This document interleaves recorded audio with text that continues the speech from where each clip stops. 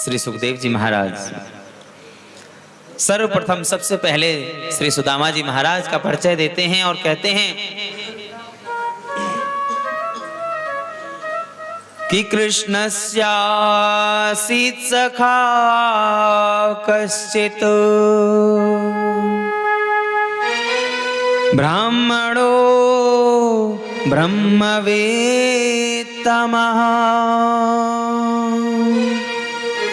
विरक्त इंद्रियार्थेषु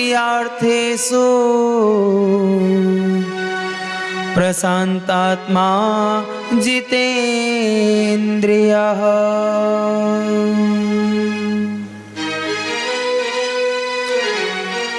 सबसे पहले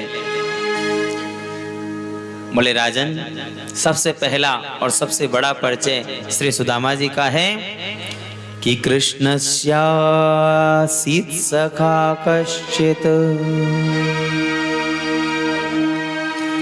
भगवान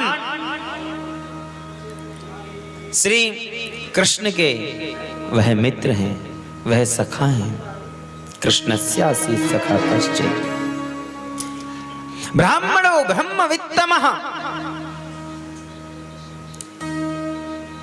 वह वर्ण में ब्राह्मण हैं, परंतु केवल ब्राह्मण नहीं कि ब्राह्मणो ब्रह्मवित्तमः।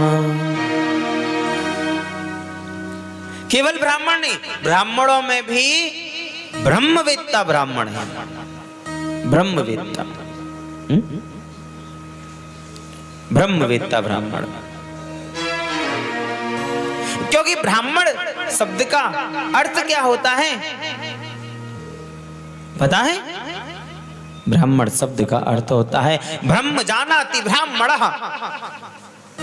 जो ब्रह्म को, ईश्वर को, भगवान को जानता है उसे ब्राह्मण कहते हैं। लेकिन सुदामा जी केवल ब्राह्मण नहीं थे, सुदामा जी ब्रह्मवेत्ता ब्राह्मण थे। और ब्रह्मवेत्ता का मतलब होता है जिसका सीधे सीधे भगवान से कनेक्शन है। जब मन किया मिल लिए, बस। उसे कहते हैं ब्रह्मवेत्ता ब्राह्मण।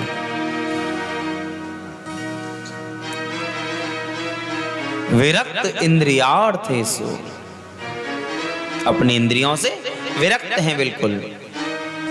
कोई चिंता नहीं, कोई फिक्र नहीं।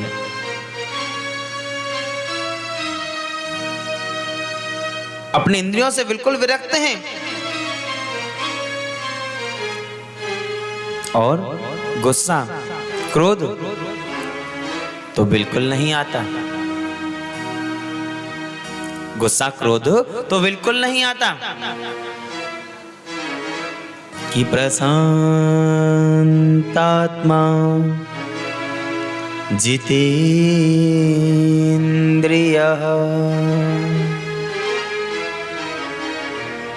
एकदम शांत स्वभाव है श्री सुदामा जी का, एकदम शांत स्वभाव है। लेकिन सुदामा जी को शांत नहीं, प्रशांत बोला।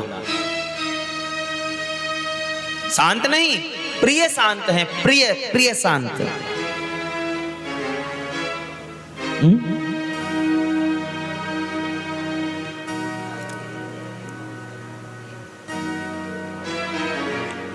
कथा आती है कि इन्होंने गुरुजी के यहाँ चना चुराए थे। ये बिल्कुल सही कथा है। कुछ विद्वान कहते हैं कि ये किंवदंती है, ऐसे ही बना दी है, लेकिन नहीं, यह बिल्कुल सही कथा है। क्योंकि गुरुजी के यहाँ से जब यह सुदामा जी और कृष्ण जी लकड़ी काटने के लिए गए थे यज्ञ के लिए, हवन के लिए, और गुरु माता ने जो पोटली में चने रखे थे, बारिश पड़ने लगी तो सुदामा जी ने लकड़ी काटना बंद कर दिया, लेकिन कृष्ण जी, कन्हैया जी लकड़ी काटते रहे। और जब इन्होंने देखा कि कन्हैया अभी लकड़ी काट रहा है, मुझे भूख लग रही है, चलो मैं कुछ खा लेता हूँ।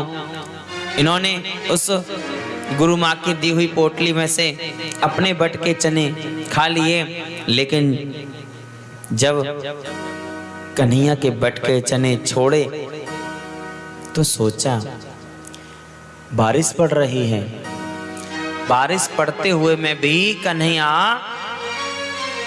लकड़ी काट रहा है और इस समय इसे भूख बहुत तेज लग रही होगी। अगर इस समय इसे कुछ खाने को न मिले तो कन्हैया गुस्सा हो जाएगा, क्रोधित हो जाएगा, और जब कन्हैया गुस्सा होगा मुझ पे तो मुझे क्या देगा? मुझे दुख ही तो देगा ना, मुझे तकलीफ ही तो देगा ना। बस वही तो चाहिए, बस वही तो चाहिए। भगवान श्री कृष्ण कहते हैं अपनी बुआ कुंती से कि बुआ जी, आपको मैंने आज तक कुछ नहीं दिया, आपको जो भी कुछ मांगना हो आप मांग सकती हो, आप मांगो, मैं आपको कुछ देना चाहता हूं। तो कुंती जी ने क्या मांगा कि प्रभु अगर आप मुझे कुछ देना चाहते हो तो केवल यही देना कि मेरे जीवन में दुख पर दुख, विपत्ति पर विपत्ति आती रहे।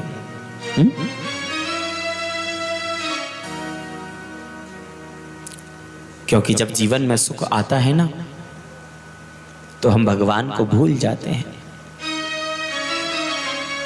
जब दुख हमारे जीवन में होता है तो हम भगवान को याद करते हैं, भगवान का भजन करते हैं, भगवान की पूजा करते हैं, भगवान का पाठ करते हैं, क्या क्या नहीं करते। लेकिन जब सुख आता है तब हम भगवान को भूल जाते हैं।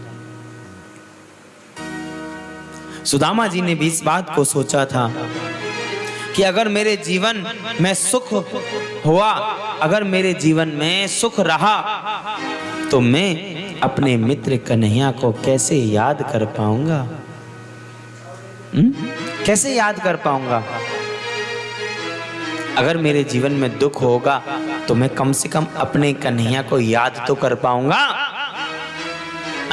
याद तो कर पाऊंगा कम से कम।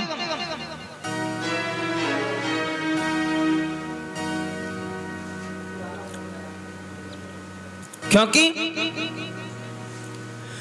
कि सुख के माथे सिल परे,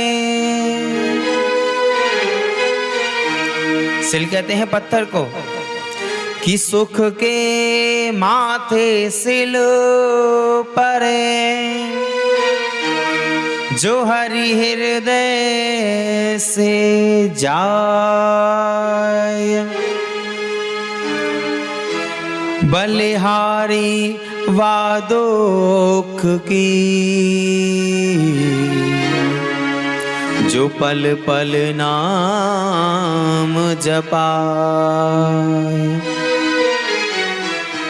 इससे तो दुख अच्छा है ना, जो पल पल कम से कम भगवान को याद तो दिलाता है, भगवान को याद करने को तो मिलता है। कि विपदो नैव विपदः संपदो नैव संपदः, विपद विस्मरणं विष्णु, संपद नारायण स्मृति। विपत्ति को विपत्ति नहीं कहते, संपत्ति को संपत्ति नहीं कहते। सबसे बड़ी विपत्ति है भगवान का नाम भूल जाना, सबसे बड़ी संपत्ति है भगवान का नाम याद रहना। सबसे बड़ी संपत्ति है भगवान का नाम याद रहना। तो इसलिए सुदामा जी ने सोचा था कि अगर मैं कान्हा के बट के, कन्हैया के बट के चावल खा लूंगा तो कन्हैया गुस्से में आकर मुझे कुछ ना कुछ बुरा भला बोलेगा, गुस्से में आकर कुछ ना कुछ बुरा भला मुझे बद्दुआ दे देगा, और मुझे अगर वो दे देगा तो मेरा जीवन दुख में हो जाएगा, और जब मेरा जीवन दुख में हो जाएगा तो कम से कम मैं कन्हैया को याद तो करता रहूंगा।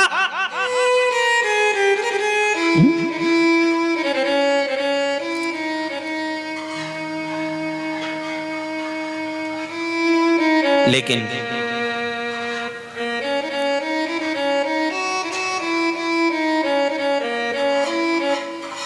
मुझे दुख ही चाहिए, मुझे अपने जीवन में दुख ही चाहिए।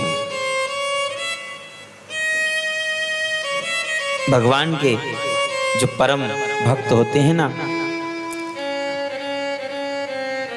वे मन में सोचते हैं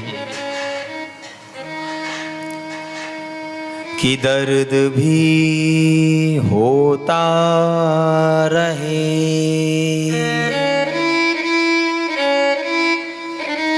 होती रहे फरियाद भी,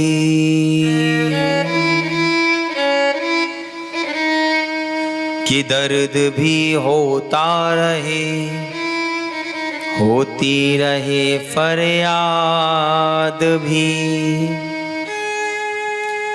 मर्ज भी कायम रहे, जिंदा रहूं बीमार भी, दर्द भी होता रहे, होती रहे फरियाद भी।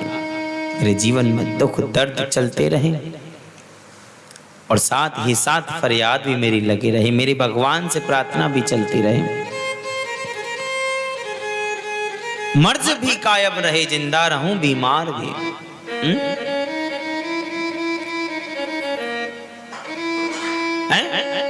मर्ज भी कायम रहे, मैं जिंदा भी रहूं लेकिन बीमार रहूं, तकलीफ में रहूं, बस यही तो चाहिए।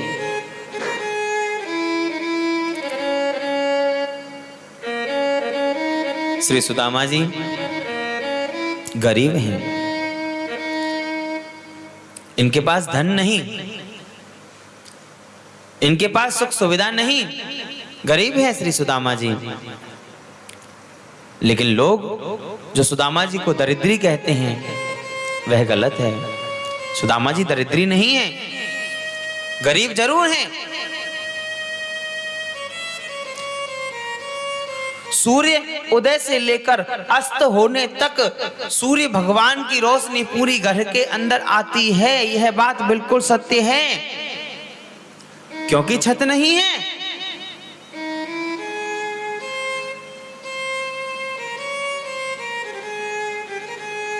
यह बात बिल्कुल सही है कि 10-10, 20-20 दिन तक उनके घर में कुछ भी खाने को अन्न नहीं होता है, लेकिन फिर भी वह दरिद्री नहीं है। घर में केवल एक चारपाई है, घर में केवल एक चारपाई है और नहीं है। वो भी एक दिन ऐसा होता है कि उसका जो एक पाया है चारपाई का, एक जो पैर है वह टूट जाता है। अब इतना पैसा नहीं कि दूसरी चारपाई ले आए या फिर उसमें एक पाया डलवा दें, इतना पैसा नहीं है। तो क्या किया, जो अपने घर की जो दीवार है ना उसमें एक ऐसे घूंसा मारा, दीवार में से जो ईंट थी ना निकल के बाहर गई, क्योंकि दीवार इतनी कमजोर है, दीवार भी इतनी कमजोर है कि एक घूंसा मारा ईंट बाहर गई। और जो एक पाया नहीं है जो टूट गया है, उस चारपाई को दीवार में ही घुसा दिया।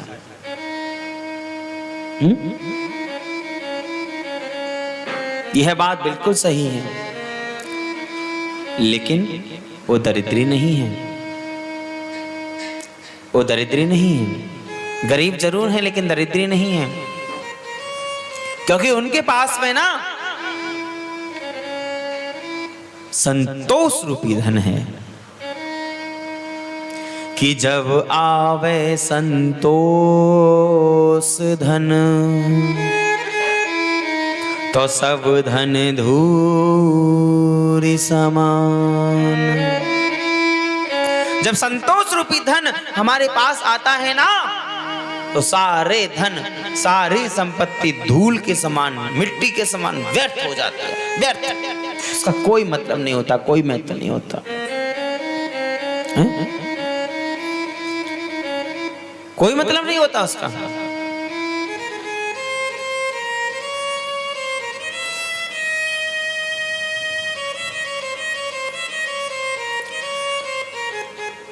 एक साधु रास्ते में जा रहे थे कि चलते चलते उनको बीच रास्ते पर एक कौड़ी मिलती है, कौड़ी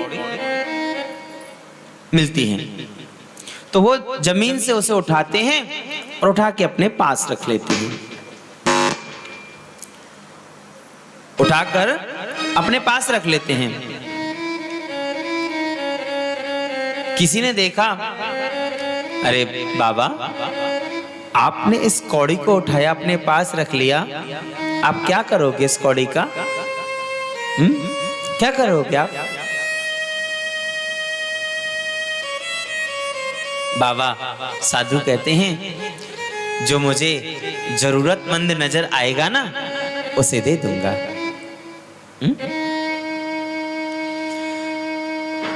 पास में ही एक नगर था, उस नगर में पहुंचे, बाजार से होकर के निकल रहे थे कि जोर जोर से आवाज आने लगी, अरे भागो दौड़ो भागो भागो, पड़ोस के देश के राजा ने हमला कर दिया है, अपनी अपनी जान बचाओ भागो। भगदड़ मच रही है, बहुत तेज भगदड़ मच रही है, लोग इधर से उधर भाग रहे हैं, अंदर छिप रहे हैं, लेकिन साधु बाबा कोई बात नहीं, उनको कोई फिक्र नहीं है, वो चले जा रहे हैं और बीच रास्ते में चल रहे हैं। सामने से पूरे दल बल के साथ में, बहुत सारे सैनिकों के साथ में, ये राजा का, पड़ोस के राजा का जो हमला जिसने किया है उसका रथ आ रहा है दौड़ता हुआ,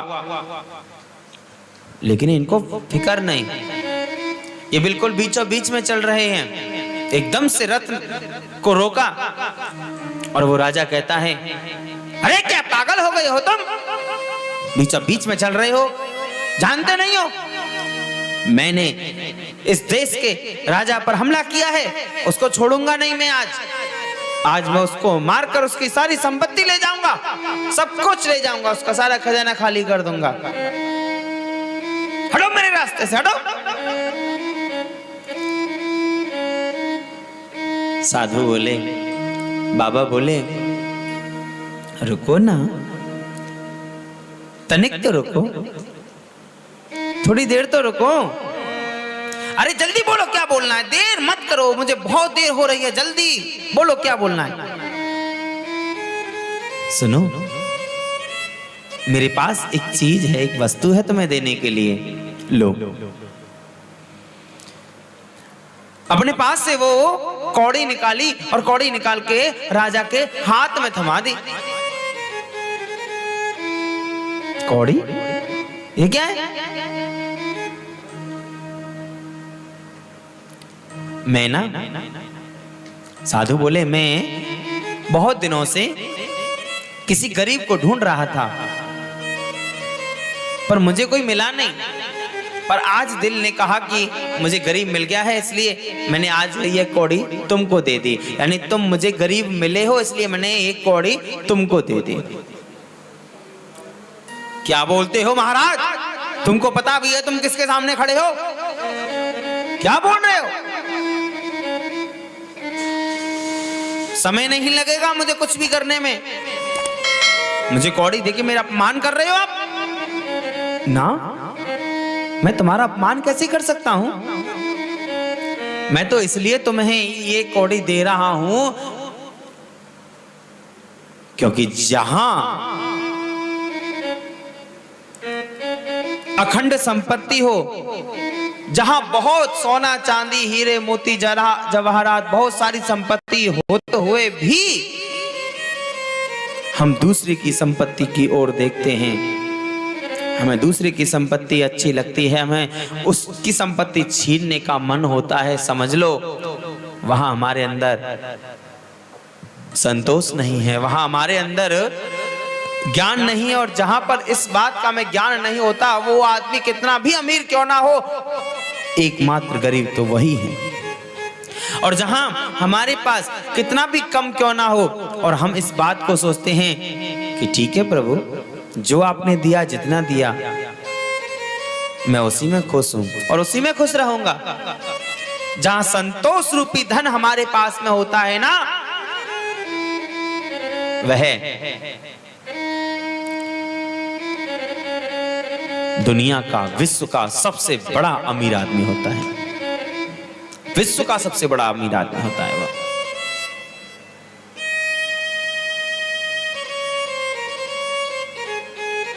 कि जब आवे संतोष धन, तो सब धन धूल समान। जब संतोष धन आता है तो सारे धन धूल मिट्टी के समान व्यर्थ हो जाते हैं। इसलिए मुझे तुम ही गरीब नजर आए तो मैंने तुमको कौड़ी दे दी, लो। तुरंत राजा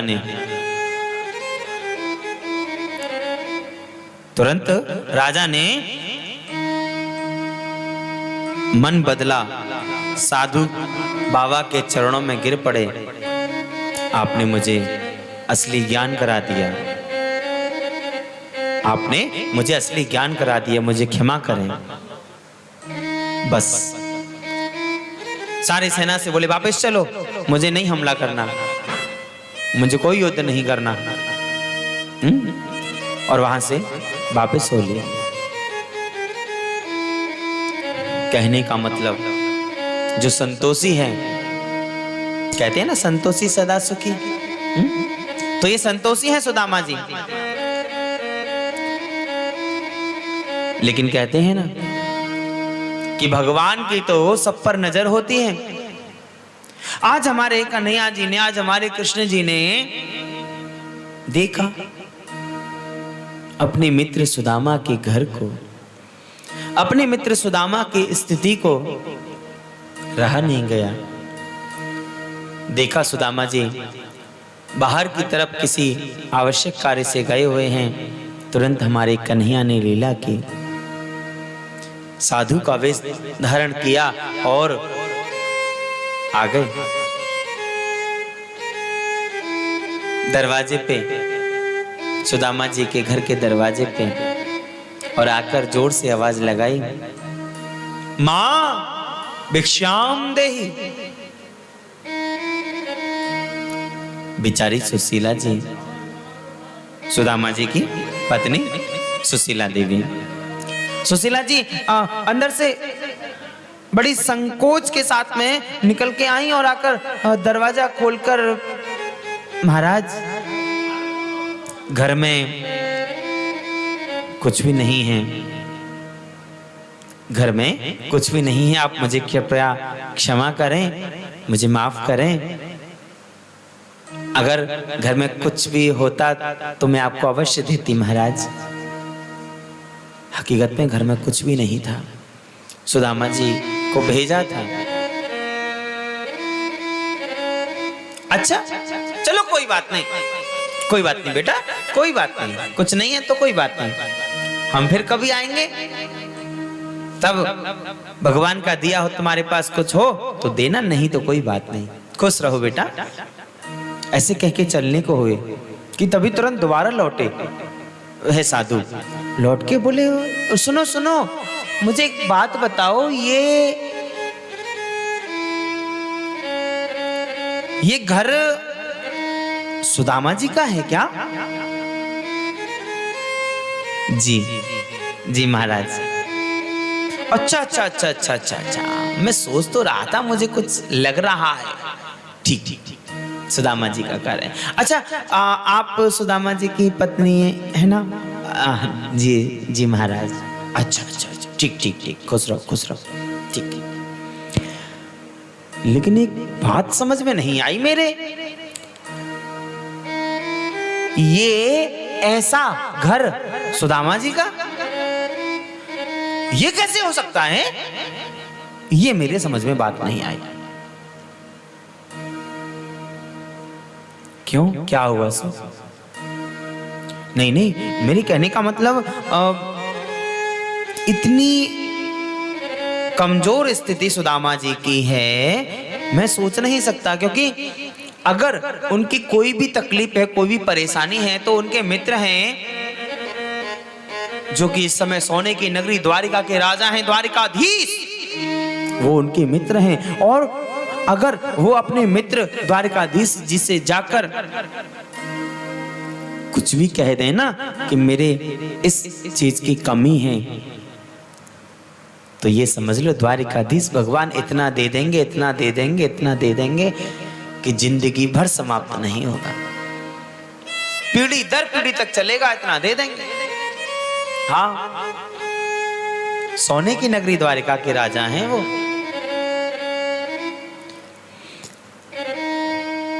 एक काम करना, आप ना सुदामा जी को बोलना कि वो अपने मित्र से मिलने जाएं, और जब वो अपने मित्र से मिलने जाएंगे ना, तो अपने आप ही वह माहौल बन जाएगा, और कृष्ण जी, कन्हैया जी जो उनके मित्र हैं द्वारिकाधीश, वो पहचान जाएंगे और वो उनके लिए कुछ कर देंगे। ठीक है महाराज, आप कह रहे हो तो मैं ऐसा कर दूंगी। तुरंत साधु महाराज ने सोचा, हमारे कन्हैया जी जो साधु वेश में आए थे, उन्होंने सोचा अब मैं जल्दी से निकल लूं, क्योंकि पीछे से आ रहे हैं सुदामा जी, मुझे पता है आने वाले हैं तुरंत, इसलिए मैं निकल लेता हूँ। अच्छा अच्छा ठीक है, मैं चलता हूँ, मुझे थोड़ा देर हो रही है, मैं चलता हूँ, फिर कभी आऊँगा। जी जी महाराज जी। साधु महाराज चले जाते हैं। इधर से सुदामा जी आते हैं, आकर के कुछ अन्न आदि लेकर के आते हैं और आकर के घर में दे देते हैं।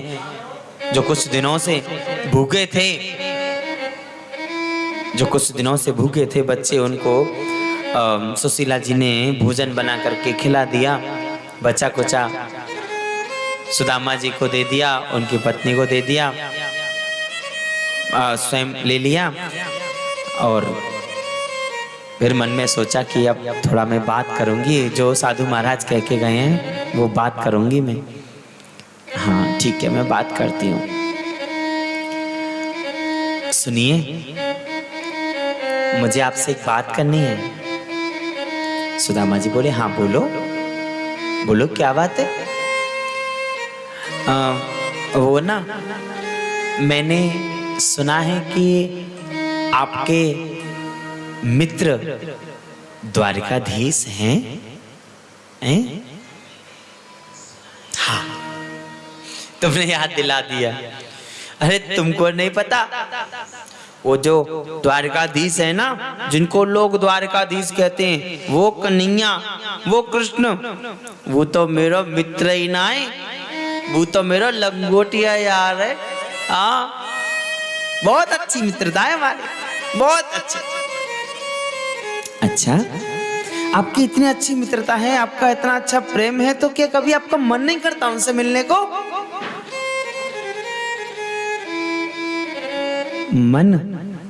मन तो करता है, पर जब भी मन करता है ना, बस आंखें बंद करता हूं और मिल लेता हूं, बस। अच्छा, आपका जब भी मन करता है आप आंखें बंद करते हो, मिल लेते हो? बोले हाँ। एक बात कहूं मैं आपसे, आपका जब मन करता है आप आंखें बंद करते हो और मिल लेते हो, उससे मुझे क्या फायदा?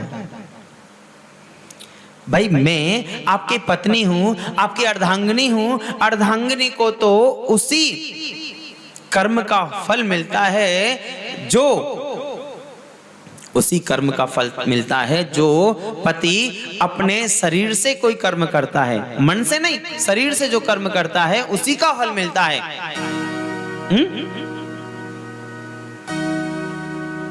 बोले मतलब मेरी इच्छा है कि आप एक बार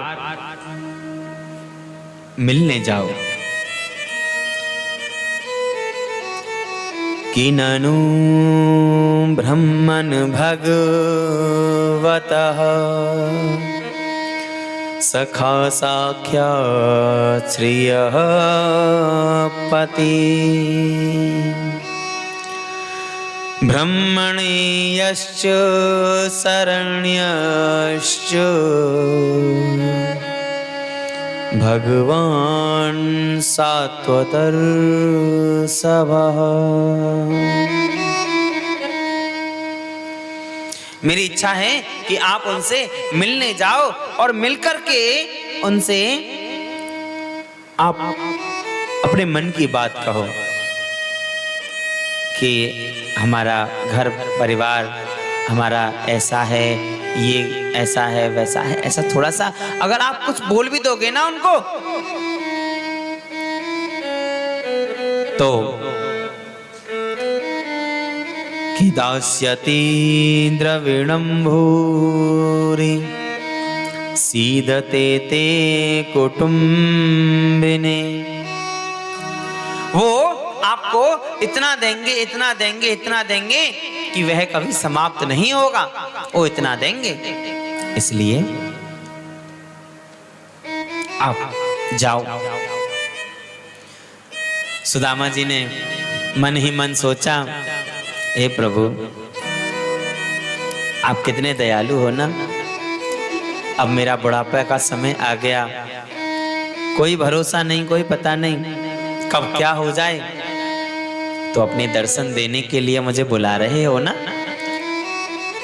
कि अयम ही परमो लाभ उत्तम श्लोक दर्शनम। मुझे अपने दर्शन देने के लिए बुला रहे हो ना। आपकी लीला भी अपरंपार है मेरे प्रभु, लेकिन ऊपर से कह रहे क्या कह रही हो? मैं वहां जाकर के बोलूंगा कि मुझे ये दे दो, वो दे दो, मेरे यहाँ इस चीज की कमी है, उस चीज की कमी है, वो मुझे दे देंगे, मेरे घर का जीवन यापन चलेगा है? ना, बिल्कुल ना, कभी नहीं। मैं बिल्कुल नहीं जाऊंगा, मैं इस काम के लिए बिल्कुल नहीं जाऊंगा। हाँ, तुम अगर मिलने के लिए कहती हो तो मैं मिलने के लिए चला जाऊंगा, लेकिन इस काम के लिए नहीं जाऊंगा मैं बिल्कुल। इस बात को ध्यान रखना। ठीक है, कोई बात नहीं, आप उनसे कुछ मत बोलना, आप उनसे कुछ मत कहना, आप केवल मिलने के लिए तो जाओ। आप उनसे मिलने के लिए तो जाओ ना।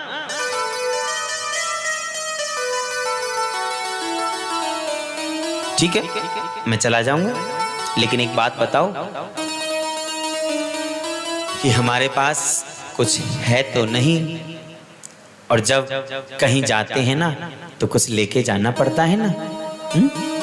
और हमारे पास कुछ है तो है नहीं, हम जाएंगे तो कुछ तो चाहिए ना। अपने इतने पुराने मित्र के पास जाएंगे तो कुछ तो जरूरी है ना, बताओ। सुनिए, आप उसकी चिंता मत करो, क्या आपको लेके जाना है आप उसकी चिंता मत करो। आपको इतना लंबा सफर तय करना, आप तैयार हो जाओ। ठीक है, क्या लेके जाना है वो चिंता आपकी नहीं, वो चिंता मेरी है।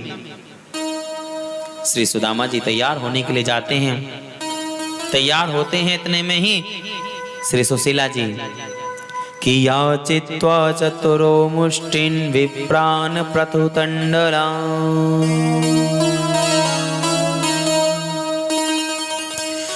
सुशीला जी पड़ोस में जाती हैं और 3 मुट्ठी उधार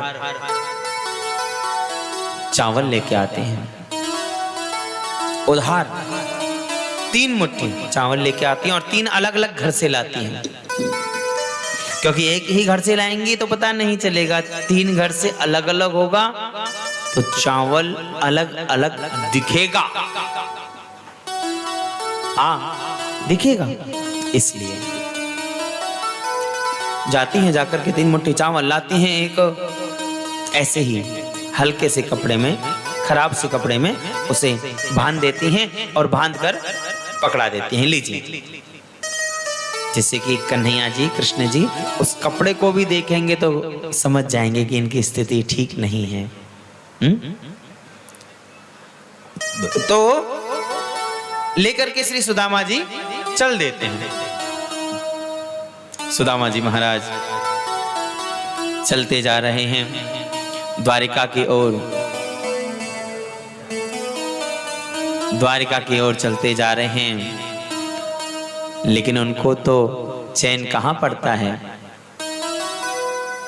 उनको तो भगवान की कीर्तन, भगवान के नाम संकीर्तन, भगवान के नाम स्मरण के बिना चैन ही नहीं पड़ता।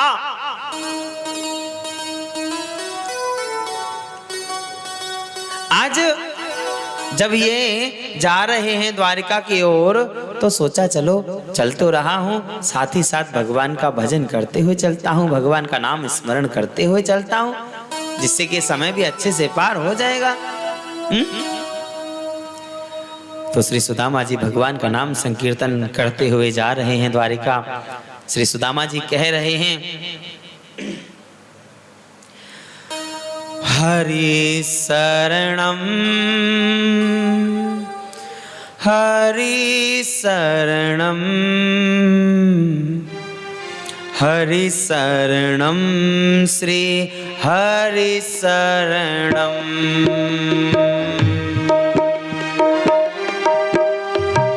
हरि शरणम हरि शरणम हरि शरणम हरि शरणम हरि शरणम हरि शरणम श्री हरि शरणम।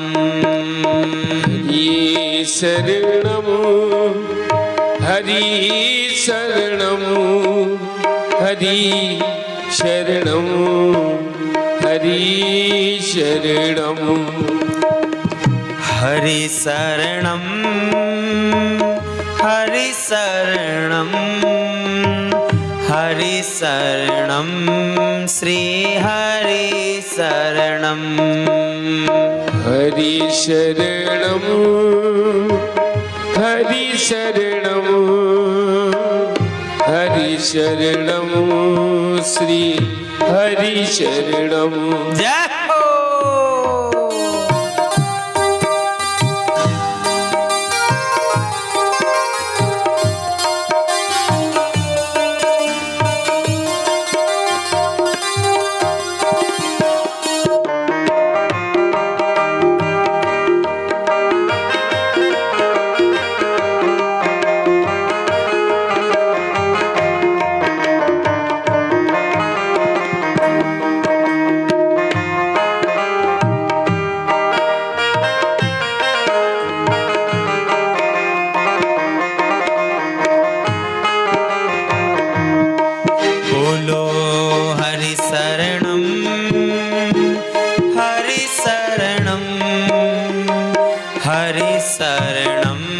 श्री हरि शरणम। हरि शरणम हरि शरणम हरि शरणम श्री हरि शरणम। हरि शरणम श्री हरि शरणम। हरि शरणम श्री हरि शरणम। जय हो।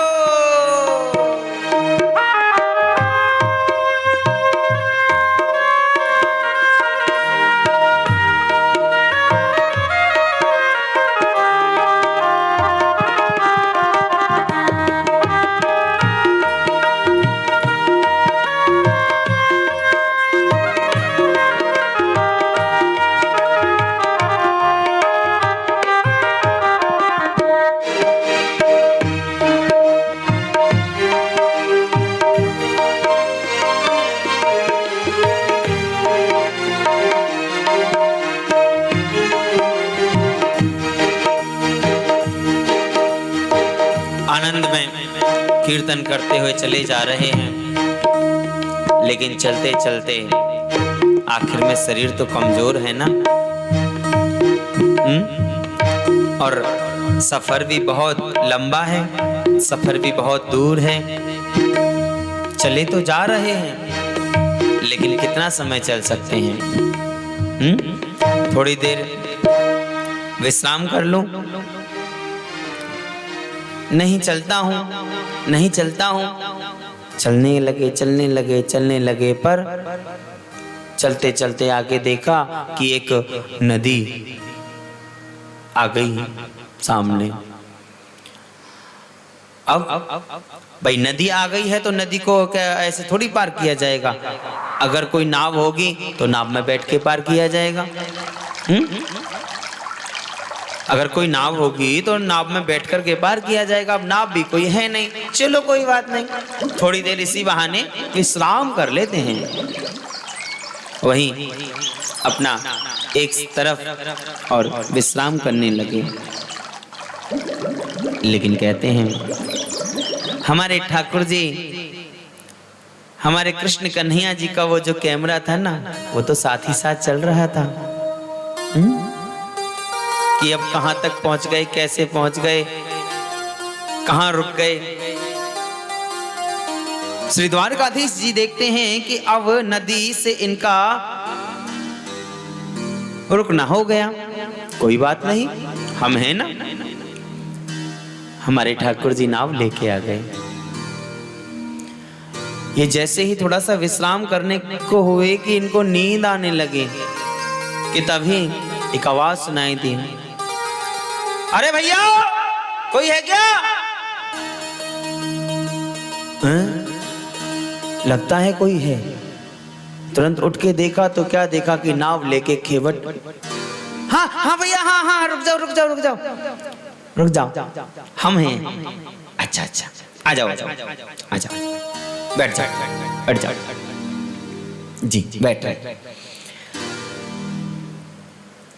सुदामा जी बैठ गए, पर खेवट जी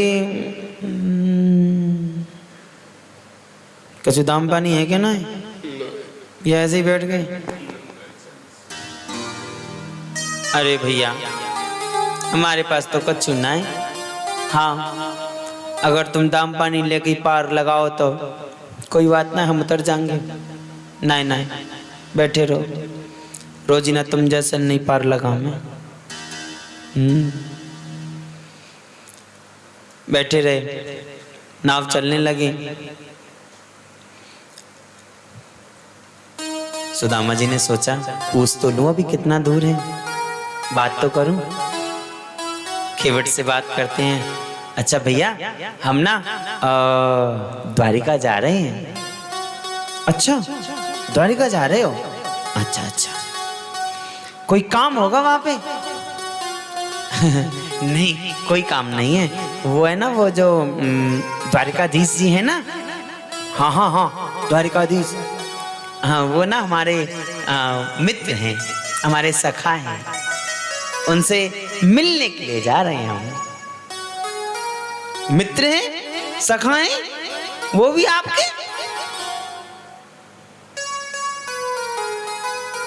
ये भगवान जी, तो बिल्कुल ऐसी बात है गई जैसे के में ना कि तन पे नाए लत्ता और चल दिए कलकत्ता। देखने में तो तुम ऐसे लग रहे हो, और तुम्हारे मित्र वो द्वारिका के धीश, सोने की नगरी द्वारिका के राजा तुम्हारे मित्र। हाँ मित्र, मित्र ही नहीं, वो तो हमारा लंगोटिया यार हुए। मित्र मित्र कार के नहीं, तू ना जाने चल। ओहो सच्चा प्रेम है। खेवट बनकर आए भगवान श्री कृष्ण ने मन में विचार किया कि सच्चा प्रेम है भाई, तभी तो ऐसे हर कोई तो नहीं बोल सकता। ठीक है कोई बात नहीं, ठीक है। अब लो, मैंने पार लगा दिया आपको, अब उतरो। अच्छा ठीक है भैया, बहुत बहुत धन्यवाद भैया, आपने हमको पार लगाया। हाँ ठीक है। अच्छा सुनो सुनो सुनो सुनो, एक बात और बताते हुए जाओ। हाँ हाँ बताओ, क्या पूछना है? ये बताओ, इसी रास्ते से द्वारका सीधे तो जाना है मुझे पता है, लेकिन यहाँ से द्वारका कितनी दूर है? बोले वैसे तो ज्यादा दूर नहीं है, पर बोले पर क्या?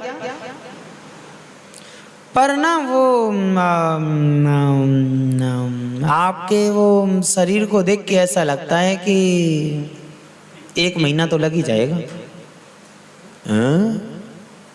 1 महीना? मतलब हमको द्वारका पहुंचने में 1 महीना लग जाएगा, ऐसे ही पैदल चलते चलते? हो गया कल्याण। ठीक है भैया, आप जाओ जाओ आप। चलने लगे आगे, चलते चलते विचार करने लगे, अभी 1 महीने की कहा है, कितना लंबा रास्ता है पता नहीं, बड़ा परेशान हो जाऊंगा मैं तो, कैसे चल पाऊंगा? शरीर भी इतना थका हुआ है, इतने दिनों से चलता हुआ आ रहा हूँ, कैसे करूं, क्या करूं? चलो जितना दूर चला जा रहा है चलता हूं, नहीं तो आराम कर लूंगा। फिर अपना भगवान का नाम संकीर्तन प्रारंभ कर दिया और चलते जा रहे हैं।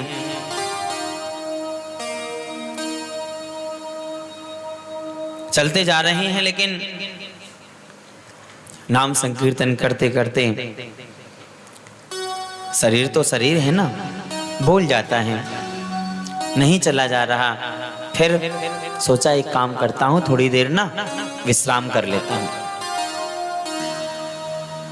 वहीं एक तरफ एक पेड़ की छाया में लेट गए, विश्राम करने लगे कि तभी आवाज आई। तभी कानों में एक आवाज सुनाई दी,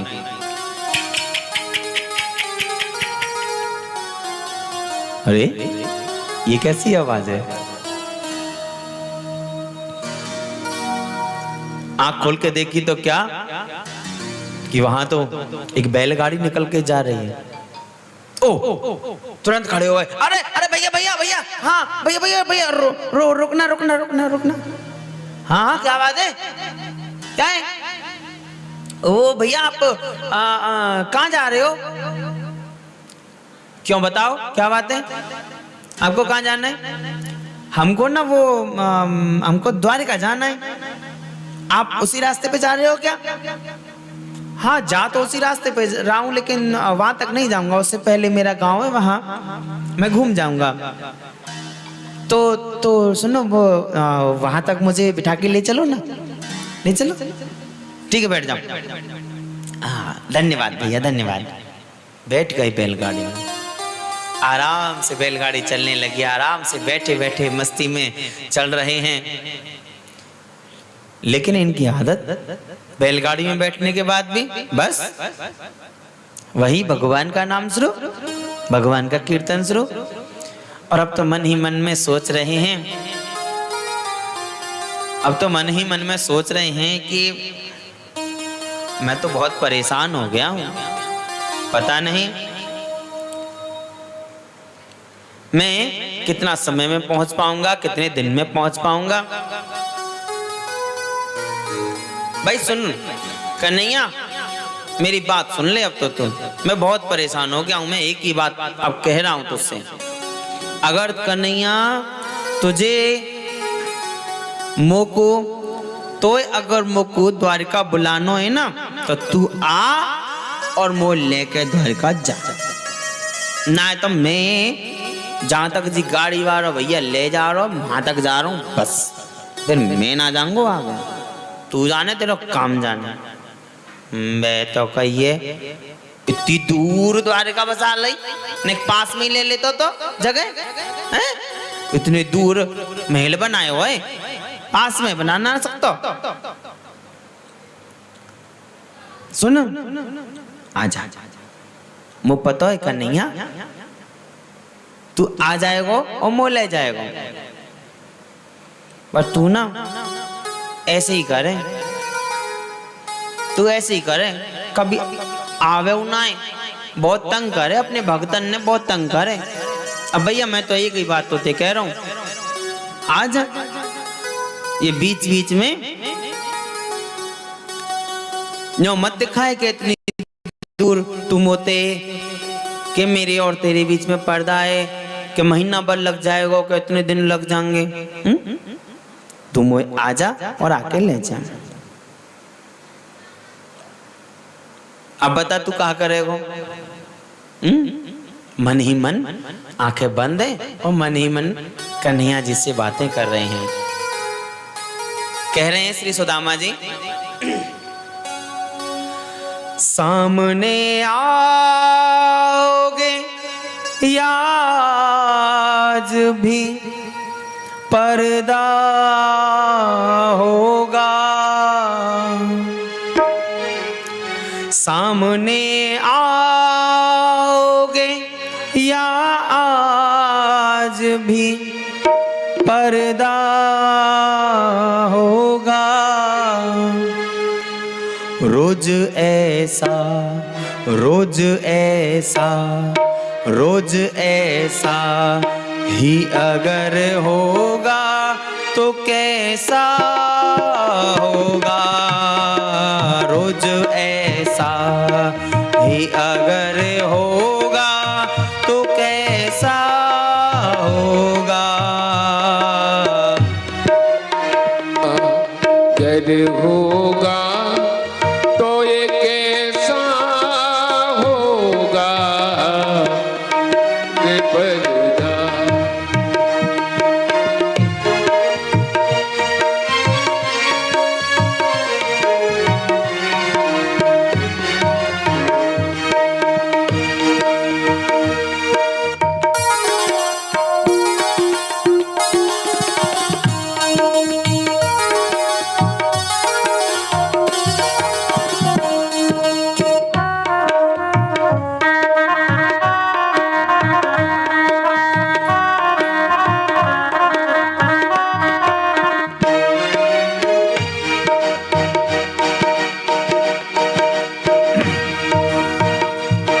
सुदामा जी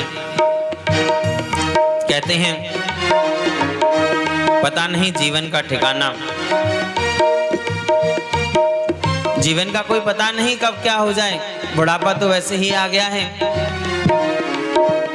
अब क्या होना है, क्या लिखा है, कोई पता नहीं। मौत आती है तो आ जाए, कोई गम ही नहीं।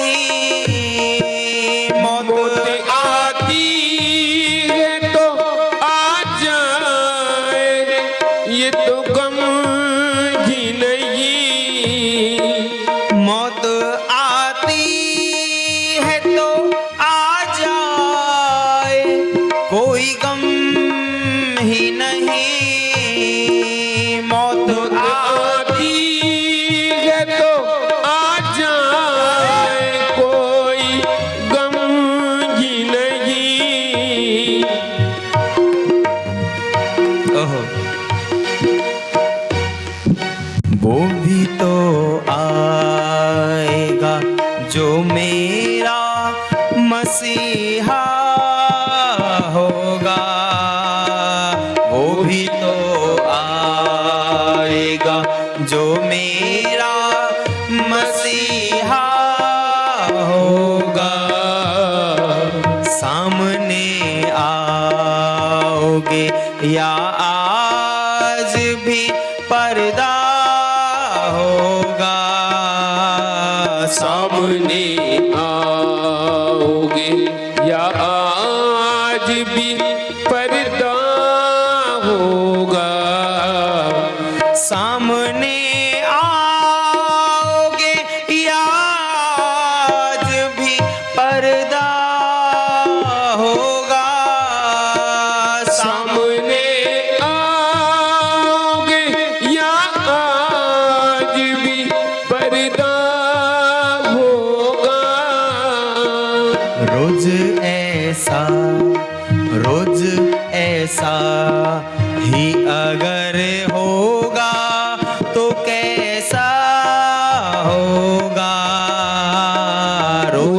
ऐसा गर होगा तो कैसा होगा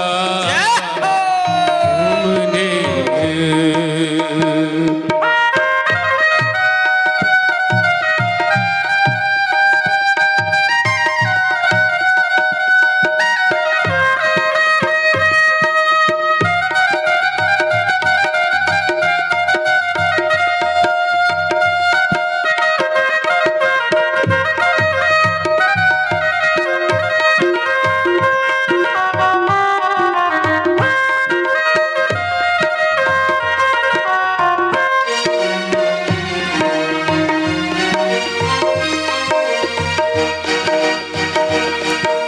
मैंने मोहन को बुलाया है वो आता होगा। मैंने मोहन को बुलाया है तो आता होगा। मैंने मोहन को बुलाया है वो आता होगा। मैंने मोहन को बुलाया है वो आता होगा।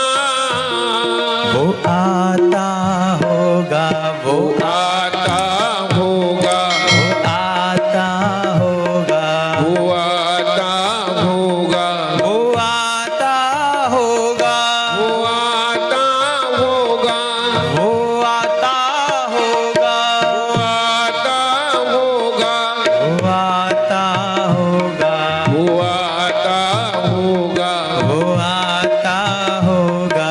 वो आता होगा। मैंने मोहन को बुलाया है वो आता होगा। मैंने मोहन को बुलाया है वो आता होगा। तुम भी आना, तुम भी आना मेरे घर आज तमाशा होगा। भी आना, यारे तुम भी आना मेरे घर आज तमाशा होगा।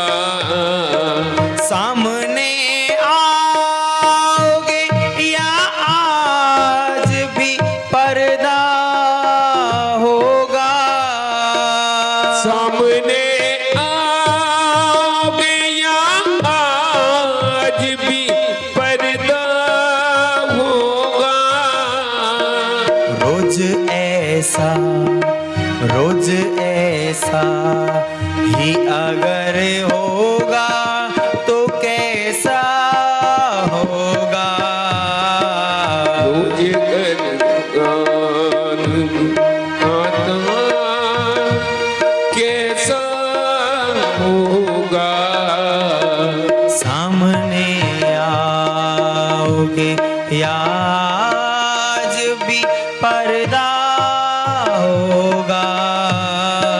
सामने आओगे या आज भी पर्दा होगा। श्री राधे।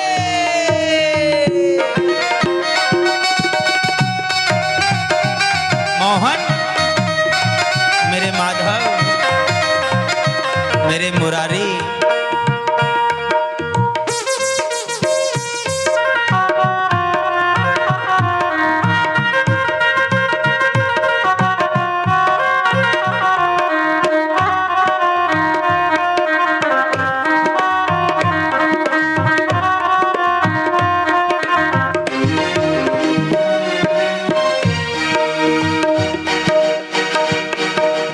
हम गुनहगारों ने सोचा भी नहीं था प्यारे। हम गुनहगारों ने सोचा भी नहीं था प्यारे। हम गुनहगारों ने सोचा भी नहीं था प्यारे। हम गुनहगारों ने सोचा भी नहीं था प्यारे। जिक्र मोहन की गली में भी हमारा होगा। जिक्र मोहन की गली में भी हमारा होगा। जिक्र मोहन की गली में भी हमारा होगा। जिक्र मोहन की गली में भी हमारा होगा। सामने आओगे या आज भी पर्दा होगा। सामने आओगे या आज भी पर्दा होगा। रोज ऐसा ही अगर होगा तो कैसा होगा। रोज ऐसा ही अगर होगा तो कैसा होगा। रोज ऐसा ही अगर होगा तो कैसा होगा। रोज अगर ऐसा ही होगा तो घर क्या होगा।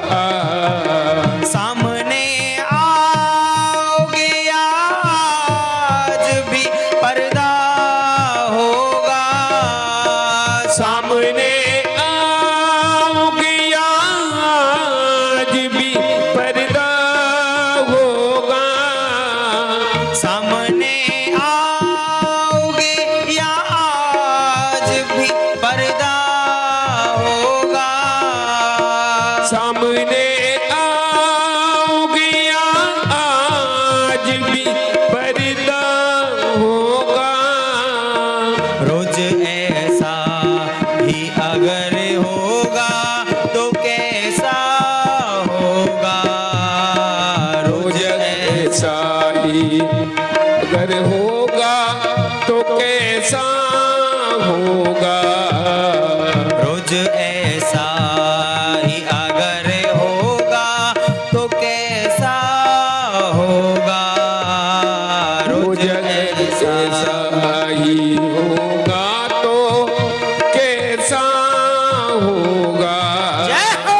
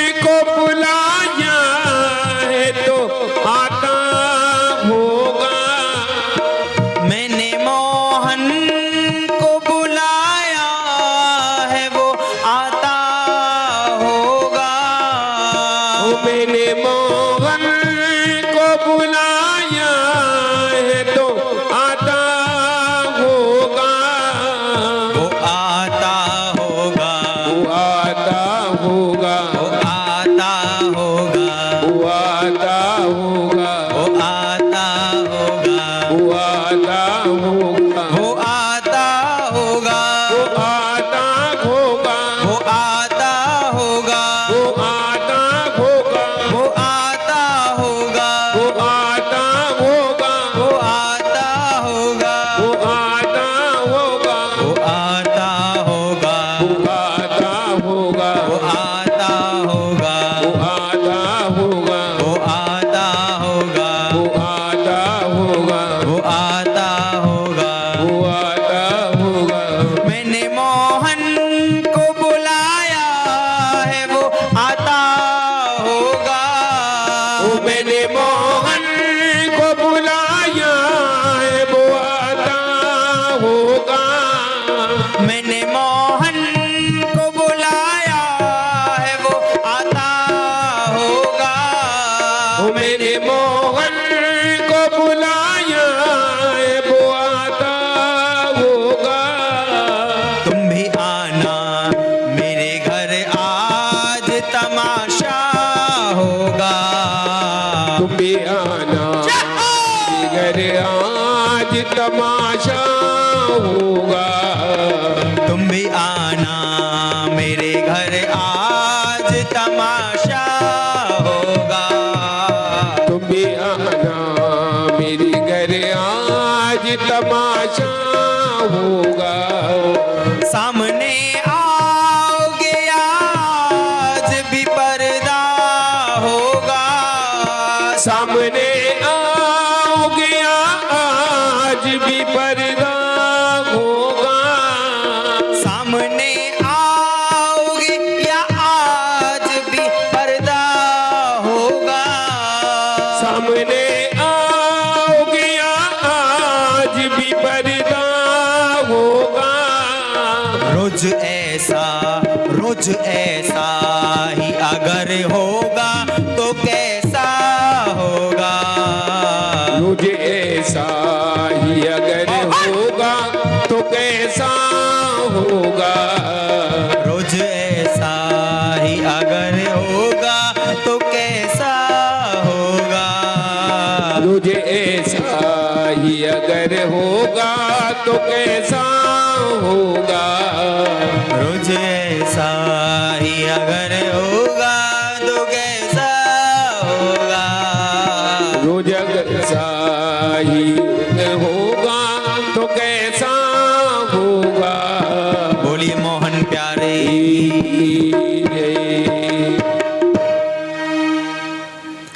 एकदम भाव में डूब गए, मानो जैसे सामने बात कर रहे हों।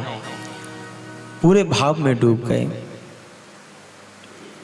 बैलगाड़ी चली जा रही है। सुदामा जी बैलगाड़ी में बैठे हुए पूरे भाव में डूबे हुए हैं, पूरी मस्ती में डूबे हुए। उन्हें यह मतलब नहीं कि कितनी दूरी है, दिन है कि रात है, कोई गाड़ी में ठोकर लग रही है या नहीं, उन्हें किसी भी चीज से मतलब नहीं। वो तो भाव में डूब गए, भाव में पूरी तरह से डूब गए, पूरी तरह से भाव में डूब गए।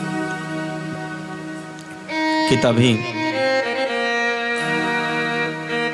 बैलगाड़ी चलाने वाले भैया आवाज लगाते हैं, अरे सुनिए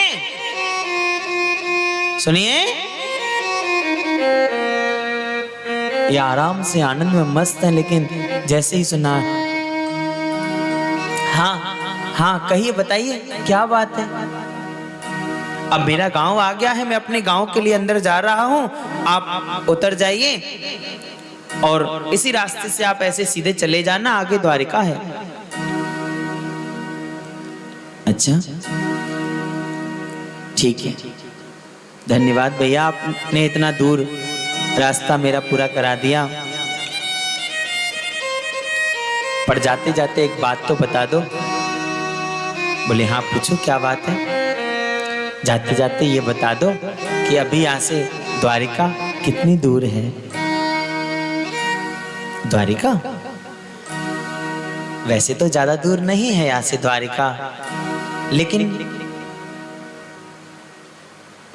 फिर से आ गया लेकिन, फिर से आ गया लेकिन। लेकिन क्या भैया? बोले लेकिन आपके शरीर को देख के ऐसा लगता है कि 15 दिन तो लगे ही जाएंगे। हैं? 15 दिन अभी और लग जाएंगे? ठीक है, जाओ भैया आप। धन्यवाद भैया। हो गया काम, अब नहीं जाना मुझे। अब मैं हद होती है, इतना दूर इतना दूर इतना दूर इतना दूर, अब नहीं जाना। अब चाहे कोई भी आ जाए, अब नहीं उठूंगा मैं। अब तो मैं आराम से अपनी पहले नींद पूरी करूंगा। हाँ, किनारे सो गए, आराम से आंखें बंद करके सो गए। और जब आंखें खुली तो आंखें मीटते हुए देखा,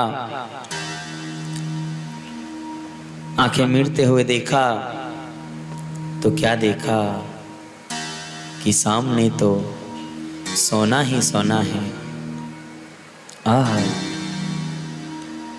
महल तो सोने के, घर तो सोने के, चारों तरफ सोना ही सोना। ओहो, लोग कितने सुंदर हैं। आह, मैं भी ना सपना देख रहा हूं।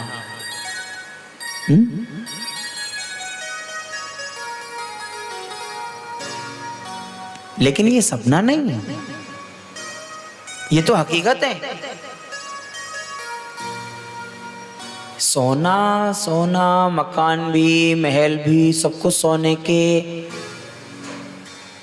मैं कहीं ना ना ना ना, ऐसा नहीं हो सकता। खड़े हुए और खड़े होकर के एक भैया निकल के जा रहे थे। भैया रुकना रुकना रुकना भैया। हम कहिए भैया, ये कौन सी जगह है, कौन सा स्थान है ये? इस नगरी का, पुरी का क्या नाम है? जी श्रीमान जी, इस पुरी का नाम है द्वारिकापुरी। द्वारिका? जी। अच्छा ठीक है, आप जाओ। मैं जब सोया था तो जंगल में सोया था, लेकिन मैं यहाँ द्वारिका में आ गया। ठीक, कान्हा तूने लीला कर दी। तूने लीला कर दी और मुझे बुला लिया। चल, ये तो अच्छा किया कन्हैया, ये तो तुमने अच्छा किया कि मुझे बुला लिया। लो, मैं अब द्वारिका तो आ गया। पर द्वारिका तो मैं आ गया हूँ, लेकिन अब यहाँ द्वारिकाधीश जी का वो मकान, घर, महल जो भी, वो किधर है वो पूछ लेता हूँ और फिर फटाफट मिलने चलता हूँ, है ना। इतने लंबे सफर से परेशान हो गया हूँ तो फटाफट मिल लेता हूँ। तुरंत एक जन से पूछा, भैया ये द्वारिकाधीश जी का वो महल, वो बोले हाँ, वो सामने जो बड़ा दरवाजा दिख रहा है ना, यही है। अच्छा, मतलब दरवाजे के पास ही लाके छोड़ा मुझे नींद में। कोई बात नहीं, दरवाजे पे गए, जाके बोले सैनिकों से, द्वारपालों से, भैया वो हमको ना द्वारिकाधीश जी से मिलना है। अच्छा, आपको द्वारिकाधीश जी से मिलना है? आप कौन हैं, कहाँ से आए हैं और आपको क्यों मिलना है, बताएं आप। क्योंकि पहले हम अंदर जाएंगे महाराज के पास में, आपकी सूचना देंगे और तब वो हमें बताएंगे कि उन्हें आपसे मिलना है या नहीं। और वैसे भी अभी हमारे प्रभु अभी भोग लगा के विश्राम करने के लिए गए हैं, तो अभी हो सकता है कि आपको थोड़ा सा इंतजार करना पड़े। तो आप अब थोड़ा सा अपने बारे में बता दीजिए। मैं ऐसा करना, तुम ना जाकर के ये कह देना कि आपका मित्र आया है। अच्छा अच्छा, आपका नाम? अरे नाम वाम क्या है, चलो ठीक है बोल देना, बोल देना आपका मित्र सुदामा आया है बस। अच्छा अच्छा ठीक ठीक। यहां इस स्थान पर कुछ लोग सुदामा जी का ऐसा रूप दिखाते हैं, ऐसा सीन दिखाते हैं कि द्वारपालों ने उनको फटकार दिया, उनको वहां से धक्का मार दिया, उनका अपमान किया ना, ये गलत है, बिल्कुल गलत है। अरे सुदामा जी भगवान के परम मित्र, पहली बात। दूसरी बात, भगवान द्वारिकाधीश भगवान श्री कृष्ण के जो द्वारपाल हैं, क्या वो इस तरह के स्वभाव के होंगे? क्या उनका ऐसा स्वभाव होगा? है? बिल्कुल नहीं। अगर होगा भी ना तो भगवान भगा देंगे, चले यहां से। इसलिए ये सब बिल्कुल गलत है, ऐसा नहीं करना चाहिए, नहीं कहना चाहिए कि उन्होंने उनका अपमान किया द्वारपालों ने सुदामा जी का, ऐसा नहीं कहना चाहिए।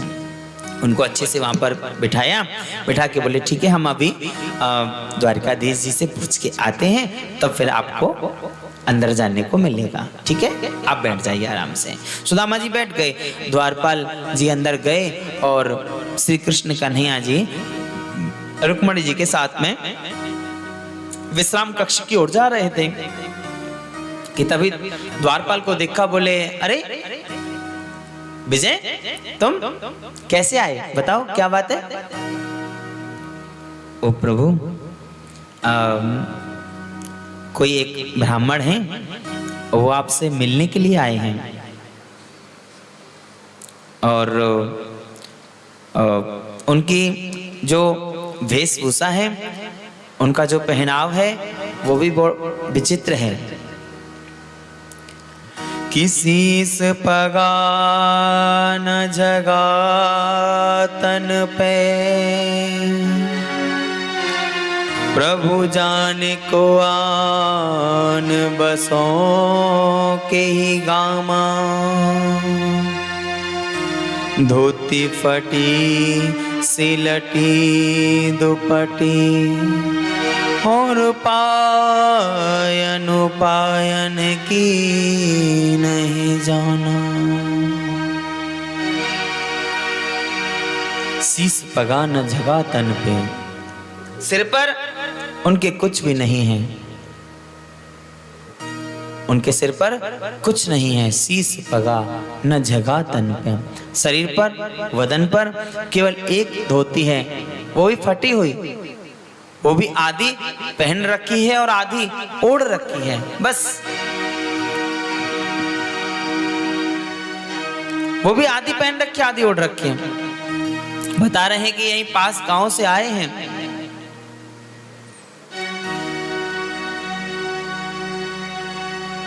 और हाँ वो बता रहे हैं कि वो आपके मित्र हैं। और हाँ मित्र के साथ उन्होंने अपना नाम भी बताया था। बोले क्या? उन्होंने बोला था कि अंदर जाके बोल देना कि मित्र सुदामा आया है। क्या? मेरा मित्र सुदामा है और तुम ऐसे खड़े होकर बात कर रहे हो? अरे हटो हटो। तुरंत भगवान श्री कृष्ण द्वारिकाधीश दौड़ने लगे। पहले दरवाजे पर उद्धव जी महाराज खड़े हुए थे, हटो, धक्का मार दिया और दौड़े जा रहे हैं। पहले दरवाजा पार किया, दूसरा पार किया, तीसरा पार किया, पार करते करते सातों दरवाजे पार किए और सातों दरवाजे पार करके जैसे ही बाहर निकले और देखा अपने मित्र को, आहा, सुदामा जी खड़े हो गए और दोनों वहीं पर खूब अच्छे से गले मिले हैं। इतने प्रेम से गले मिले हैं कि लोगों की भीड़ इकट्ठी हो गई। सब लोग कहने लग गए, देखो देखो देखो देखो देखो ये ब्राह्मण की वेशभूषा देखो, ब्राह्मण को देखो और द्वारकाधीश को देखो। हमारे कन्हैया जी उन्हें अंदर लेके आए और ला करके उनको ऊंचे सिंहासन पर बिठा दिया और बिठा करके उनको देखने लगे, उनको निहारने लगे। लोगों की भीड़ इकट्ठी हो रही है, सब लोग देख रहे हैं कि देखो कितना कितना सुंदर दृश्य है कि भगवान श्री कृष्ण द्वारिकाधीश जी के मित्र आए हैं। श्री सुदामा जी हाथ में एक फूटा सा लोटा, एक उधरी सी रस्सी, एक टूटी सी छड़ी, फटी सी धोती, नंगे पैर, और उसमें भी पैरों में छाले पड़ रहे हैं। कृष्ण कन्हैया जी उनका पूरा ऊपर से नीचे तक बदन देख रहे हैं और अंदर से दुखी हो रहे हैं। इतने दुखी हो रहे हैं कि देख सुदामा की दीन दशा, कि देखी सुदामा की दीन दशा, करुणा करके करुणा निधि रोए, पानी परात को हाथ छुयो नहीं, नैनन के जल सो पग धो।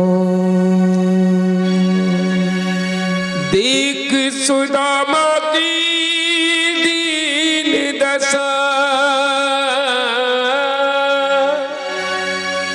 देख सुदामा की दीन दशा, करुणा करके करुणा निधि रोए, पानी परत को हाथ छुओ नहीं, नैनन के जल सो पग धोए, पानी परत को हाथ छुओ नहीं, नैनन के जल सो पग धोए। रुक्मणी जी जल लेके आई हुई हैं, नीचे परात रखी है उनके पैर धोने के लिए, लेकिन उनकी वह दशा देखकर कन्हैया जी पे रहा नहीं गया और आंखों से आंसू निकलने लगे। आंसू भी इतने आंसू निकलने लगे कि उन्हीं आंसुओं से हमारे प्रभु विप्र सुदामा, मित्र सुदामा के पैरों को धोने लगे। इतने आंसू निकल रहे हैं कि पैरों को धो रहे हैं। सुदामा जी को बहुत शर्म आ रही है, लोगों की भीड़ इकट्ठी है, सब लोग देख रहे हैं। सुदामा जी हाथों से कान्हा को, द्वारिकाधीश को इशारा कर रहे हैं कि नहीं नहीं मत करो, ऐसे मत करो, नहीं।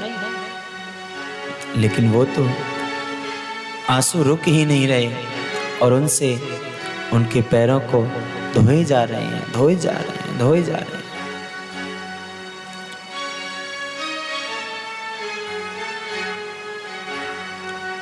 जब पैरों में तकलीफ होती है ना, कहीं भी लंबा सफ़र करके आते हैं और पैरों में तकलीफ होती है तो गर्म पानी में नमक डाल के पैरों को धोना चाहिए, जिससे कि थकावट दूर हो जाती है। यहाँ रुक्मणी जी लेकर के आई हैं जल, लेकिन कन्हैया जी को उसकी जरूरत नहीं है। आंसू भी दो प्रकार के होते हैं, एक ठंडे आंसू, एक गर्म आंसू। ठंडे आंसू तब निकलते हैं जब हमें कोई खुशी होती है, गर्म आंसू तब निकलते हैं जब हमें कोई दुख होता है। कन्हैया जी को द्वारिकाधीश जी को दुख हो रहा है अपने मित्र सुदामा को देखकर, दुख हो रहा है तो दुख में गर्म आंसू, और आंसुओं में प्राकृतिक नमक तो मिला होता है, नमक तो मिला होता है। उस गर्म नमक मिले हुए आंसुओं से भगवान श्री सुदामा जी के चरणों को धो रहे हैं, सब कुछ भूलकर। और जब पूरी अच्छे से उनके चरणों को धो दिया तो रुक्मणी जी को इशारा किया, परात उठा के दी, जाओ जाके महल के हर एक कोने में छिड़क दो। जानती हो तुम, यह ब्राह्मण देवता हैं और ब्राह्मण की वजह से ही मैं हूं, बिना ब्राह्मण के मेरा अस्तित्व नहीं। शायद तुम्हें भी याद होगा कि तुम्हें भी मुझसे मिलाने का काम एक ब्राह्मण ने ही किया था। जाओ। जी प्रभु। रुक्मणी जी चली गई, जाकर उस जल को पूरा अच्छे से महलों में छिड़क दिया। कहते हैं इधर अब हमारे कन्हैया जी ने इशारा किया अपनी पत्नियों को, तुरंत उन्होंने भोजन की व्यवस्था की, साथ में लेकर गए, जाकर के बिठाया। सामने 56 भोग 3600 व्यंजन से भरकर थाली आ गई, बहुत बड़ी थाली।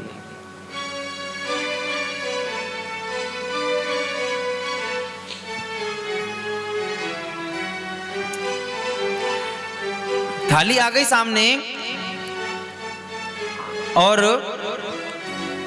ऐसा नहीं कि सुदामा जी भूखे थे तो टूट पड़े हो खाने पे ना। लाला कन्हैया कहाँ है जी सब?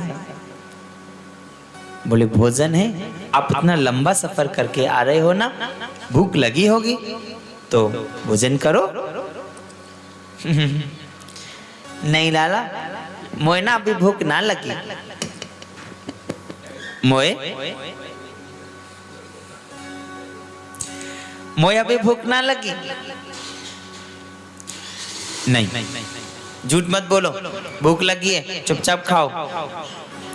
नहीं लाला, सच्ची में भूख ना लगी। क्योंकि सुदामा जी सोच रहे थे, ये तो दिख रहा है कि ये सब खाने का ही है, लेकिन कौन सा कैसे खाने का ये नहीं पता। हाँ, पता चला कि कोई ऐसे करके ऐसे करके ऐसे करके खाने का, और मैंने ऐसे खा लिया। ये कन्हैया के इतनी सारी बड़े बड़े घरों से बड़ी बड़ी अमीर ये जो हैं पत्नियां, ये सब क्या कहेंगी, कैसा मित्र है, इसको खाना भी नहीं आता।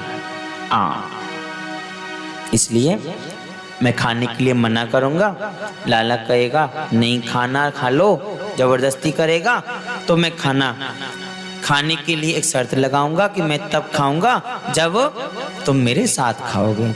तो लाला कन्हैया मेरे साथ खाएगा, और जब मेरे साथ लाला कन्हैया खाएगा तो जैसे वो खाएगा वैसे ही मैं खाऊंगा। बस देख देख करके। नहीं लाला, मोए भूख ना लग रही, पर अगर तू ज्यादा जिद पड़ रहा है, ज्यादा जबरदस्ती कर रहा हो तो मैं खा लूंगा थोड़ा बहुत, पर तू ना मेरे संग खा तो खाऊंगा मैं, नहीं तो मैं ना खाऊंगा। नहीं मैंने तो अभी भोजन लिया था ना तो मोए ना पता, मैं ना खाऊंगा, फिर मैं ना खाऊं। अरे नहीं, चलो तो आप कहते हो तो मैं खा लेता हूं। श्री कृष्ण जी और सुदामा जी दोनों ही भोजन करने लगे, दोनों ही भोजन कर रहे हैं। इधर कृष्ण जी ने तुरंत इशारा कर दिया। भोजन के पश्चात इशारा कर दिया, अब तो एक एक करके कृष्ण जी की सारी पत्नियां आने लगी। मैं रुक्मणी प्रणाम कर रही हैं, नमस्कार कर रही हैं। अब जब ब्राह्मण के सामने कोई प्रणाम करता है, नमस्कार करता है, तो ब्राह्मण का कर्तव्य होता है कि आशीर्वाद दें, शुभाशीष करें। तो सुदामा जी, चिर सौभाग्यवती रहो। मैं सत्यभामा, चिर सौभाग्यवती रहो। मैं जाम्बती, चिर सौभाग्यवती रहो। मैं कालिंदी, चिर सौभाग्यवती रहो। सारी पत्नियां आती जा रही हैं और ये आशीर्वाद देते जा रहे हैं। चिर सौभाग्यवती रहो, चिर सौभाग्यवती रहो, चिर सौभाग्यवती रहो, चिर सौभाग्यवती रहो, चिर सौभाग्यवती रहो। अब ऐसे हम ही ऐसे 50 बार ऐसे हाथ ऊपर नीचे करेंगे, हमारा ही हाथ थक जाएगा। बेचारे वो तो सुदामा जी थे, दुबले पतले, एकदम दुबले पतले, फिर भी उन्होंने 100 पत्नियों का तो काम चला दिया। लेकिन देखा कि ये तो लाइन बंद ही नहीं हो रही है। अरे भगवान, ये तो आते ही जा रही, आती जा रही, आती जा रही, आती जा रही। लाला ओ कन्हैया, हाँ बताइए लाला, ये सब अपनी है कि कोई बाहर पड़ोस से आई हैं?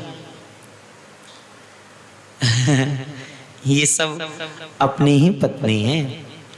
अच्छा अच्छा अच्छा अच्छा, ये सब तेरी पत्नी है। मतलब ऐसा हुए ना कि जब कोई बाहर से आमे तो मिलवे वाले पड़ोसी अड़ोसी सब आ जामे, तो मैंने सोची कि कोई बाहर से आए होंगे। तो अच्छा, तो ये सब अपनी है। तो अभी कितनी हो रहे हैं?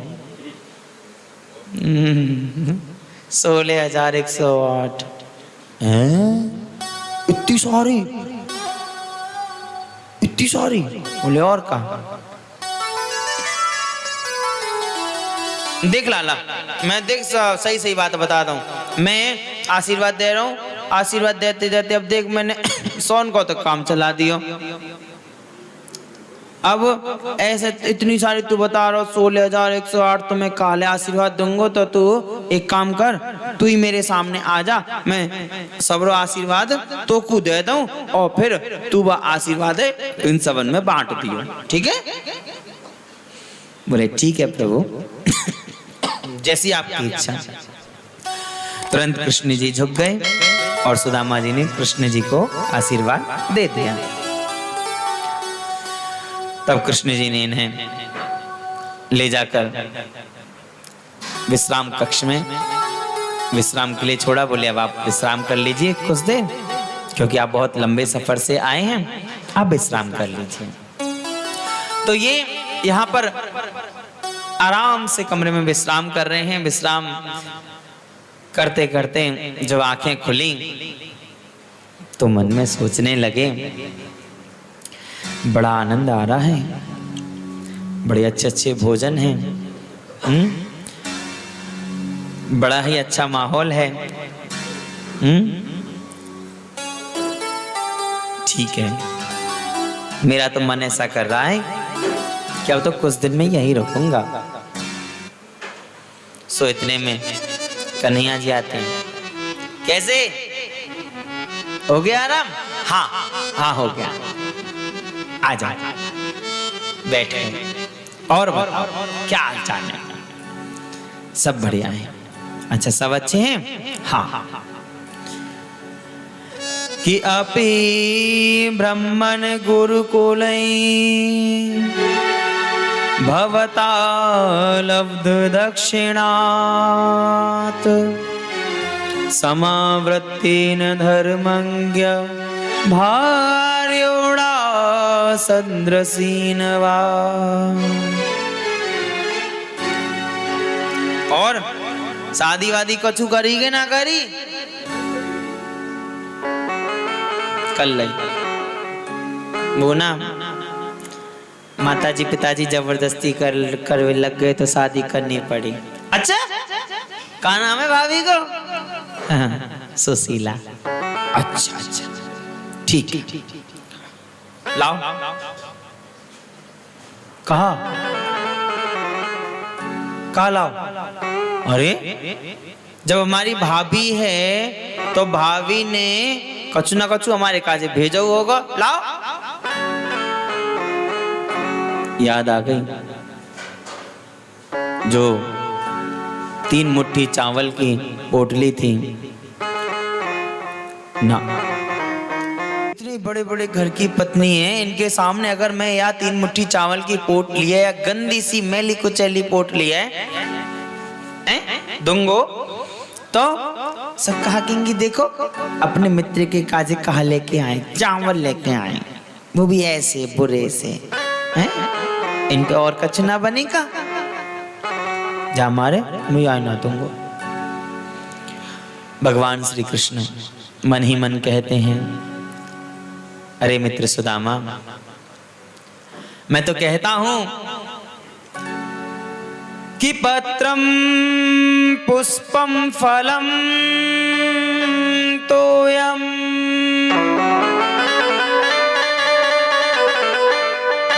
यो मे भक्त्या प्रयच्छति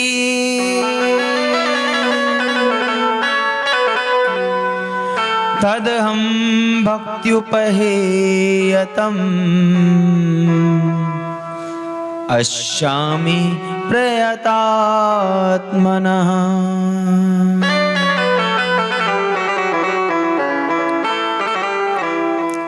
अगर तेरे पास भक्त कुछ भी नहीं है ना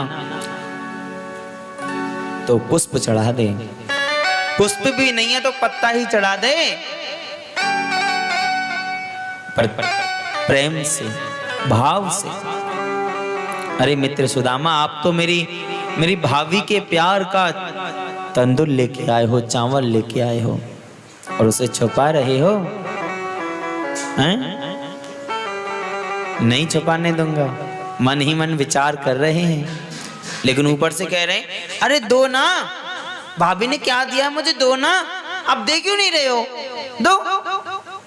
तो जो यहाँ पोटली रखी थी उसे ऐसे पीछे छुपाने लगे, कहीं ऐसा ना हो कन्हैया देख ले।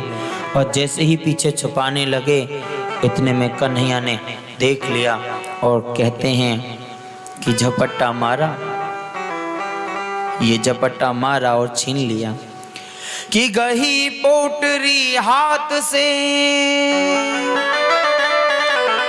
तंदुल लिए निकाल, लगे फाकने प्रेम से द्विजवर हुए निहाल। कि बोले हे मित्र सुदामा तुम यह अति प्रिय तंदुल लाए हो,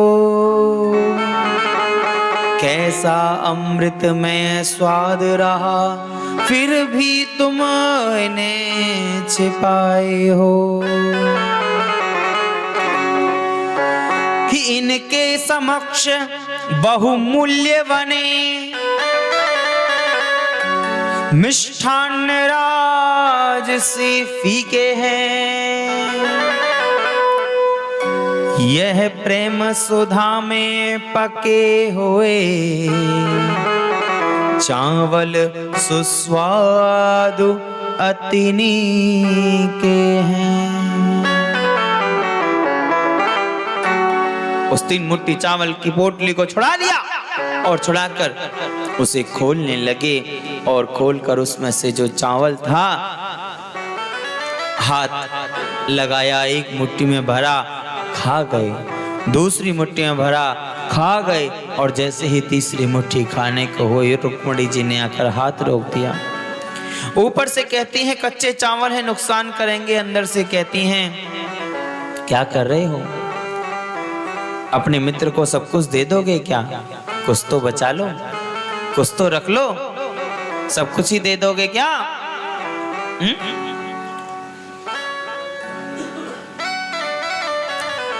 ठीक है, लो एक काम करो, बाकी चावल तुम लोग लो, सब प्रसाद बांट लो। बोले ठीक है महाराज। सबने प्रसाद बांट लिया। अब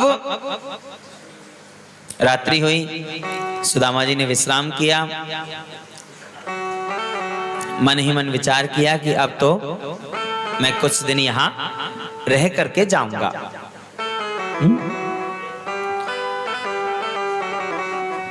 सुबह हुई, द्वारिकाधीश जी तैयार होकर आए, सुदामा जी भी इधर तैयार हो चुके थे। फिर बैठकर कहाँ की चर्चा शुरू हो गई। और तब सुदामा जी ने सोचा, मेरा मन तो है यहाँ रहने का, लेकिन अगर मैं अपने मन से रहूंगा ना तो कन्हैया सोचेगा, अरे ये तो यहीं पर आकर के बस गए, जाने का नाम ही नहीं ले रहे। कन्हैया भी अगर नहीं सोचेगा ना तो कन्हैया की पत्नियां तो जरूर सोचेंगी कि जाने का नाम नहीं ले रहे, कैसे मित्र हैं। इसलिए एक काम करता हूं, मैं एक बार कहता हूं कन्हैया से जाने के लिए, तो कन्हैया मुझसे कहेगा नहीं अभी कुछ दिन और रुक जाओ। और जब कन्हैया मुझसे कहेगा कि कुछ दिन और रुक जाओ, तो मैं ना कह दूंगा कि ठीक है कन्हैया तू कह रहा है तो कुछ दिन और रुक जाता हूँ, तो रुक जाऊंगा फिर। ठीक है लाला। कन्हैया बोले हाँ बोलिए। वो ना अब मैं चलूं? कन्हैया जी बोले ठीक है। हाँ ठीक है। मन में सोचे कि ये क्या ठीक है, बोले जाऊं? ठीक है चलो तो चलो, चलते हैं। खड़े हुए, चल दिए। अच्छा लाला जा रहा हूं, ठीक है चल दिए। अरे सुनो सुनो सुनो सुनो सुनो सुनो सुनो, अरे मित्र सुदामा रुको रुको रुको रुको। अब कहेगा लाला कन्हैया क्यों जा रहे हो, कुछ दिन रुक जाते फिर चले जाना बाद में। तो रुक जाऊंगा। हाँ बोलो क्या कह रहे हो, कहाँ जा रहे हो? मैं अपने अब घर वापस जाने के लिए बोल रहा था। ठीक है तो जा रहे हो तो जाओ, लेकिन ये धोती तो उतार जाओ। यहाँ आके मैंने यहाँ की धोती पहन ली थी। हाँ मेरी धोती तो रखी हुई है। ठीक है कन्हैया मैं भूल गया था, धोती भी उतरवा ली। अपनी धोती पहनी, आधी ओढ़ी। अच्छा कन्हैया अब मैं चलूं? अरे अब वो कह दे रुक जाओ, चलो ठीक है चल दी। अरे मित्र सुदामा रुको रुको रुको रुको रुको। अब तो जरूर है के गो लाला के रुक जाओ, तो रुक जाऊंगा। सुनो मित्र सुदामा एक बात बताता हूं आपको। बोले हाँ।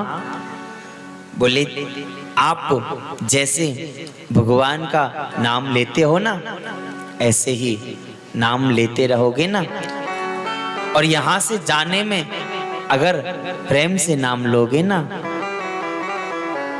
बताऊं मैंने भी ऐसा ही किया था, तो आज देखो मेरे पास सब कुछ है।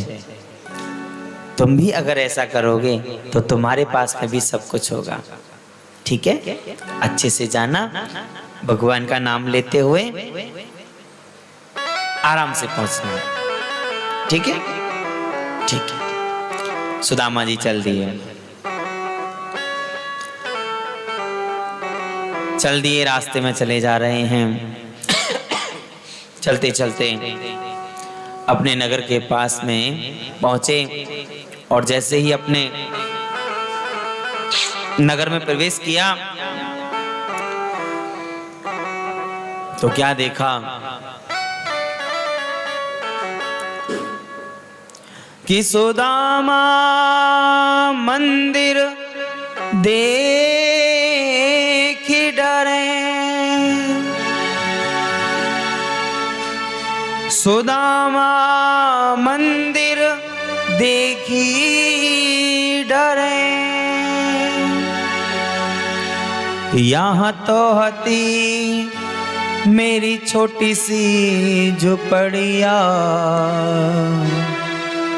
कंचन महल खड़े, सुदामा मंदिर देख डरे। देखकर डर गए। अरे यहाँ तो मेरी एक छोटी सी झुपड़िया थी और ये तो कितना बड़ा महल खड़ा हुआ है। अंदर से सुशीला जी निकल के आई और आकर सुदामा जी के चरणों की तरफ झुकी। सुदामा जी ने सोचा पता नहीं कौन सा स्थान है, कौन सा नगर है, कहाँ पर मैं आ गया हूँ और ये कौन सा महल है और ये महल के अंदर से आ रही है पता नहीं कौन सी सेठानी है। दूर से दूर से दूर से दूर से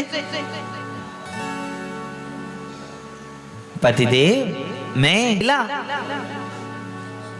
सुशीला,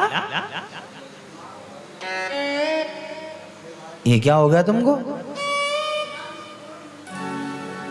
सब द्वारिकाधीश की कृपा है। अच्छा, द्वारकाधीश की कृपा तुम पर बड़ी कृपा कर दी। हमारी तो धोती भी उतरवा ली थी। आइए ना, अंदर आइए, ये महल भी हमारा ही है। अच्छा, अंदर गए, महल देखा, बड़े प्रसन्न हुए। कि नूनम वतैतन मम दुर्भगस्य सश्चद दरिद्रस्य समृद्धि हेतु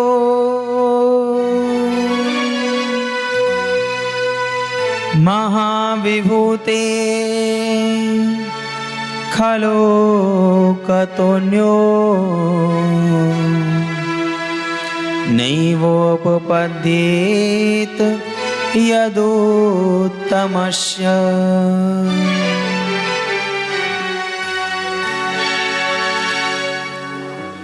हे प्रभु, हे ईश्वर, आपने तो मेरा पूरी तरह से जीवन ही बदल दिया। आपने तो मेरा पूरा जीवन ही बदल दिया। आपने वो सब कुछ दे दिया जो मेरी पत्नी को चाहिए था। हाँ, सुशीला जी को चाहिए था ना, सुशीला जी को वो चाहिए था, इसलिए सुशीला जी को दे दिया। इनको नहीं चाहिए था, सुदामा जी को नहीं चाहिए था, इसलिए उनको नहीं दिया। सुदामा जी ने सब कुछ स्वीकार किया, परंतु उस महल के अंदर भी एक कोने में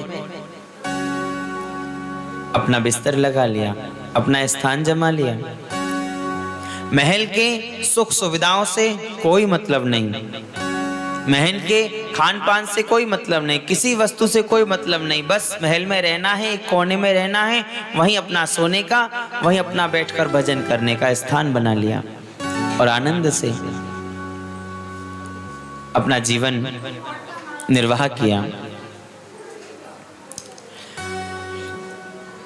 श्री सुखदेव जी महाराज कहते हैं कि एतद् ब्रह्मण्य देवस्य श्रुत्वा ब्रह्मण्यतां नरः लब्धभावो भगवती कर्मबन्धान् विमुच्यते।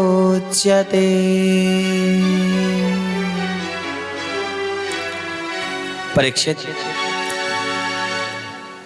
ब्राह्मणों को अपना इष्टदेव मानने वाले भगवान श्री कृष्ण की इस ब्राह्मण व्यक्ति की कथा का जो गुणगान करते हैं, जो गान करते हैं, उन्हें भगवान के चरणों भाव प्राप्त होते हैं और वह कर्म बंधन से बहुत ही जल्द मुक्त हो जाते हैं।